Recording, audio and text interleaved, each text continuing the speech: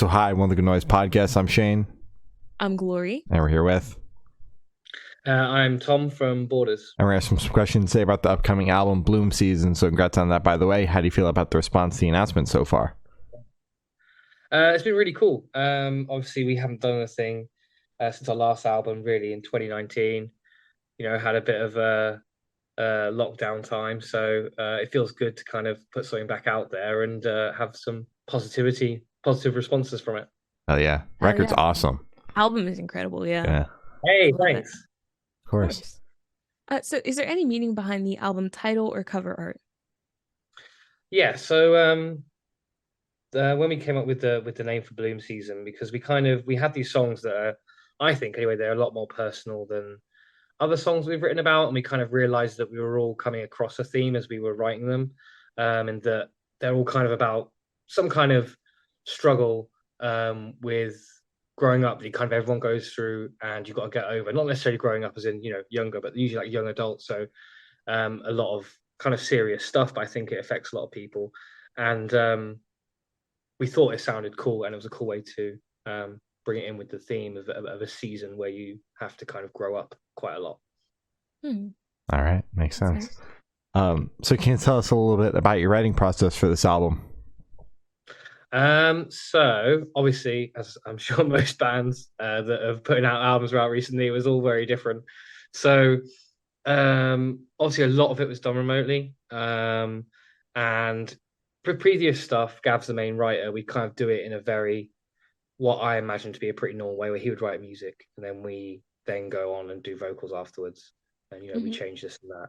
But it's kind of a lot more of a collaborative process this time, which is really fun.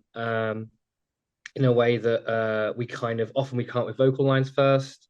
And obviously we've got a lot more electronic elements in there for this. So I would do some beats, and then like some of the songs we just had a beat and had like Geordie do some flows over it and stuff. Yeah. And then we put the guitars on last, which felt really backwards to us, because always usually it's like it's about the guitars, let's get the guitars in, to make sure we have cool riffs and stuff. And so it kind of tipped everything on its head. We spent a lot of time together. When we had one of the breaks in lockdown, we had like a little cabin and did like all met up and we brought all of our musical equipment there and just wrote a bunch of songs there. I think that was when we wrote the best stuff, and was doing that because it was just so different, and everyone being in the same room, just playing off each other the whole time. I think it really helps. And obviously our producer's in America, so that was difficult as well. I have to meet up with some strange time schedules and things like that, and share ideas back and forth. But yeah, we got there in the end. You guys battled everything, pandemic, an ocean between you guys and the producer, and but you've got a final product to show for it. Yeah, you just got to power through. Oh yeah, exactly. And I do appreciate how you guys didn't like just stick to like the normal writing process. Just like whatever fucking works, man. Like if we lay down a beat first or a guitar riff first, like it doesn't fucking matter. Like who cares? Yeah, who cares when the vocals come in? Yeah, exactly. I think doing that gets you out of ruts, because obviously I'm proud of our previous work, but I think I prefer our current output, because I just think it's a bit more out there. It's a bit different. I think that's always fun to do that. And I think the way to do it is to, mix up your surroundings, give other things a go, turn things on their head, that kind of thing. And then you might like what you come out with. For sure. Oh yeah. What song off this album took the longest to write, and which one is your personal favorite? They all took ages. Definitely sounds like it.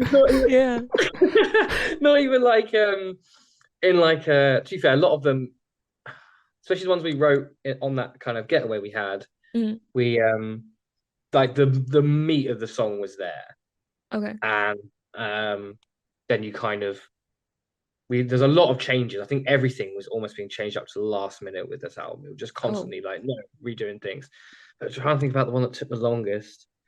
And we did spend quite a lot of time on NWWM, the single, because at first that was one of the ones where we started with a beat, and it was just that, which changed completely by the end. And we had like the first verse, then and a second verse, and we didn't have the feature from Dropout Kings, and we had a completely different riff at some point, and it took that constantly evolved for quite a while.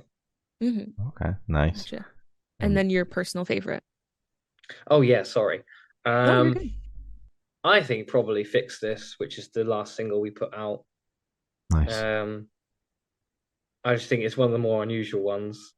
It helps, I think, that I had a big part in writing that one, so it feels like my baby, you know.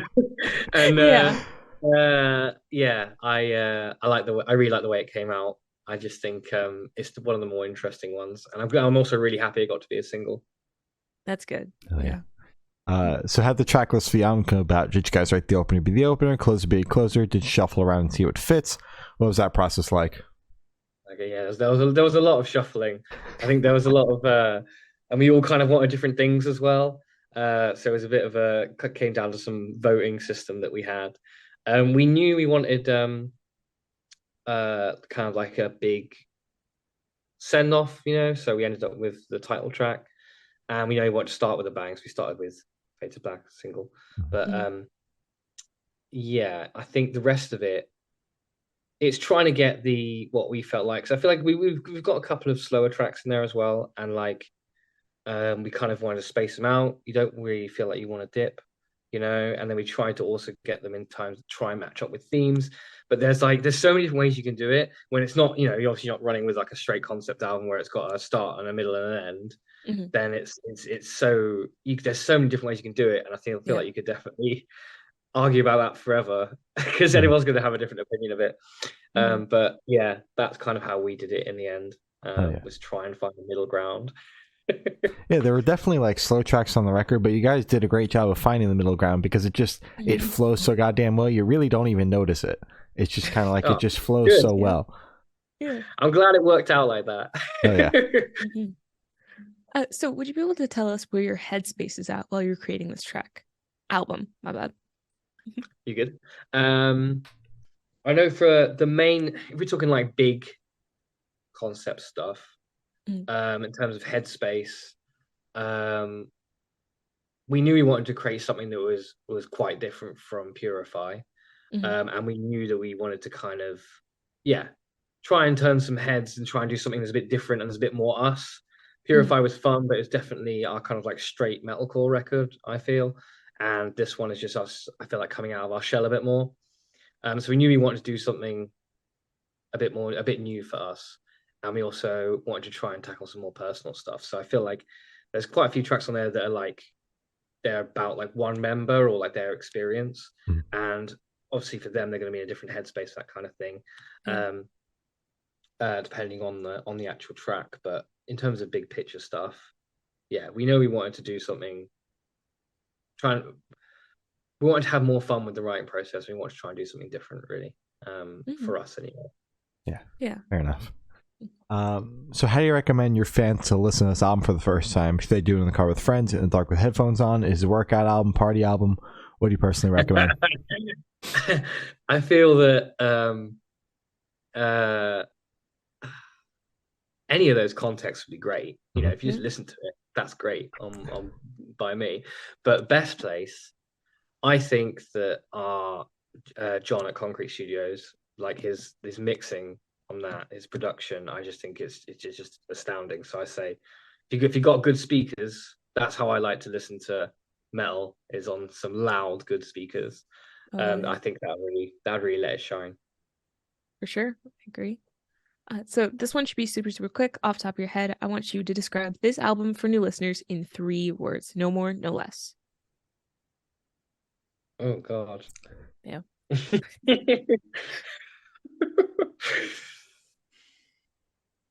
Okay.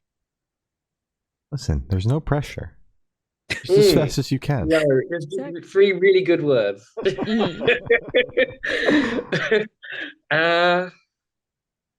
Heavy.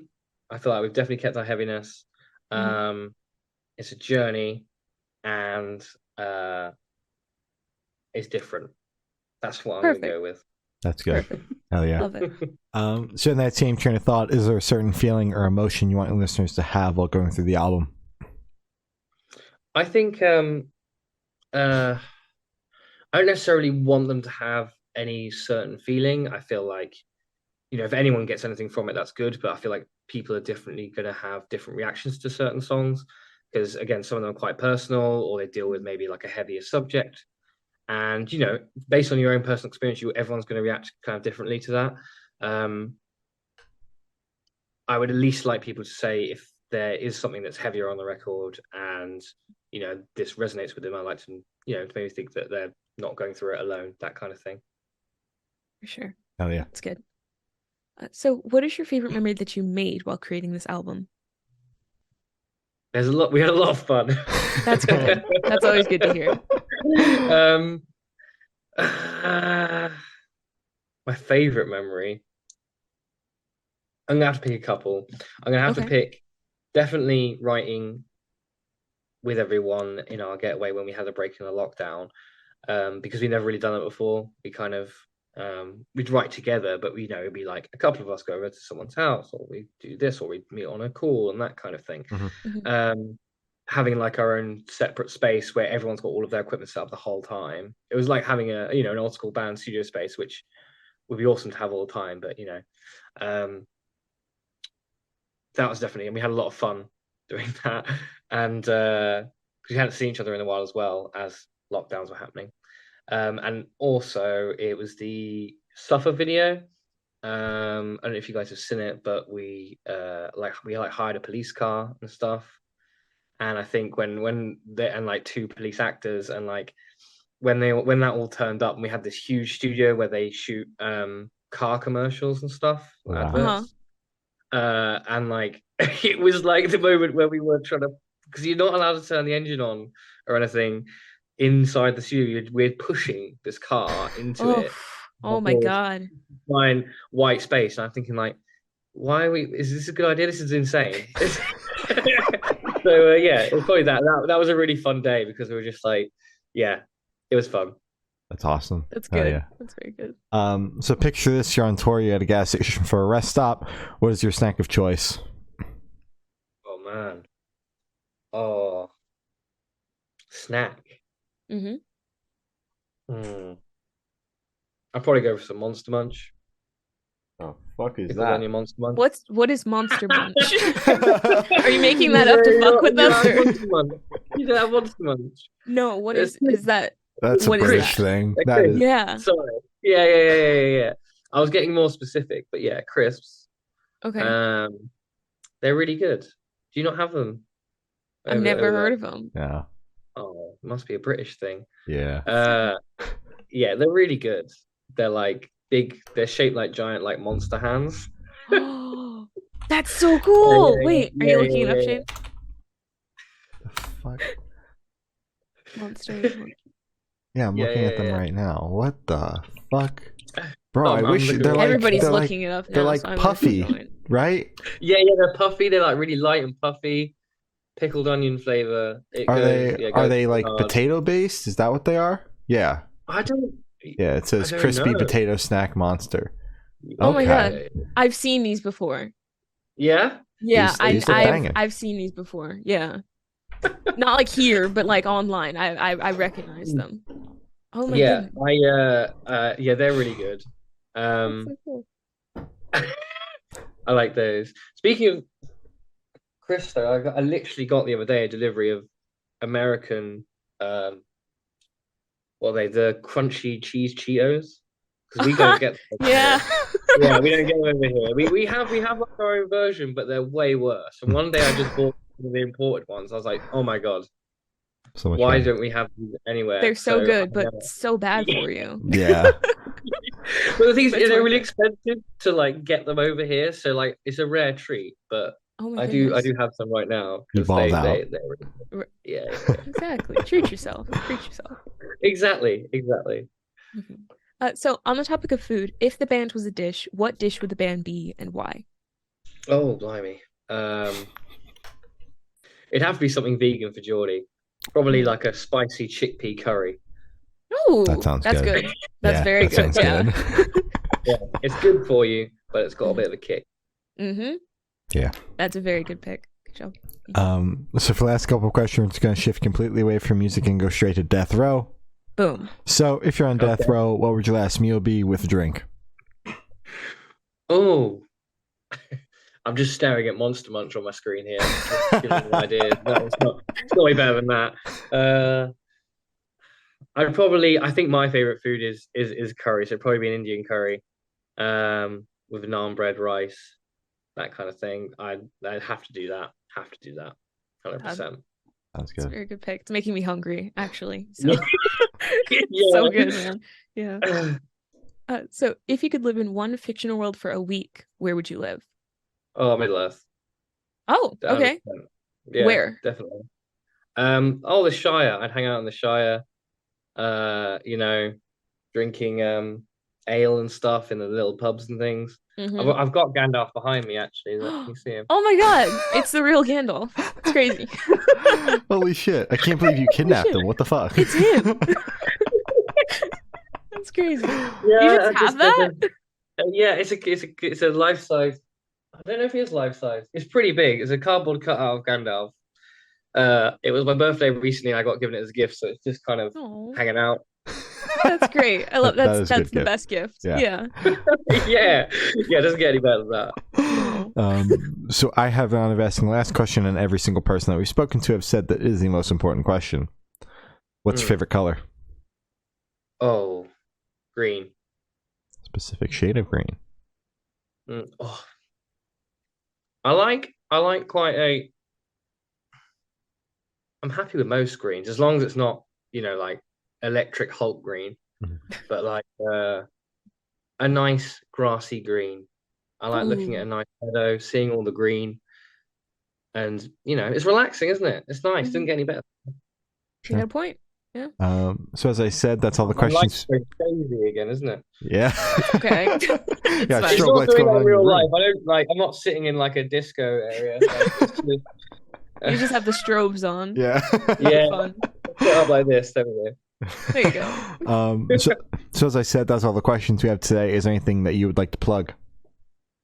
Obviously our new album, Bloom Season, it's out November 18th. We've also got an upcoming release shows. We've got 3 this weekend, 3 next weekend. I'm going to remind myself. They are Lincoln, Birmingham, Manchester, London.